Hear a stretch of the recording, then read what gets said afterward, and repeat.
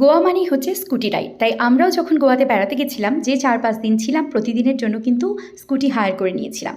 আজকে সকাল সকাল রেডি হয়ে বেরিয়ে পড়লাম পালোলেম বিচের উদ্দেশ্যে। আমরা কিন্তু সাউথ গোয়াতে পালোলেম বিচের কাছেই একটি হোটেলে ছিলাম। আজকের মেন অ্যাট্রাকশন ছিল বোট রাইড।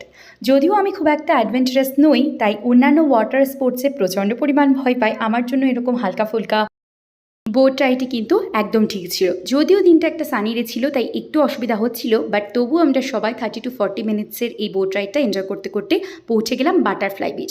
বাটারফ্লাই বিচে পৌঁছানোর পর আমাদেরকে বোট ড্রাইভার বলে দিল যে এখানে 30-40 মিনিটস আমরা টাইম স্পেন্ড করতে পারি। এখানে আমরা প্রচুর পরিমাণে ছবি এবং ভিডিওস নিলাম। কাছাকাছি কিন্তু একটা জঙ্গলও ছিল, সেই জঙ্গলটাকেও কিন্তু আমরা একটু এক্সপ্লোর করে আবার ঠিক টাইম মতো পৌঁছে গেলাম বোটে। সময় রোদের তাপটা আরও বেশি ছিল, তাই জন্য কিন্তু আমি একটা ক্যাপ পরে নিয়েছিলাম। কিছুক্ষণের মধ্যেই আমরা কিন্তু পৌঁছে গেলাম পালোলেম বিচ। আজকে আমার এই শর্টসটা কিন্তু আমি এখানেই শেষ করছি। ভালো থেকো সব।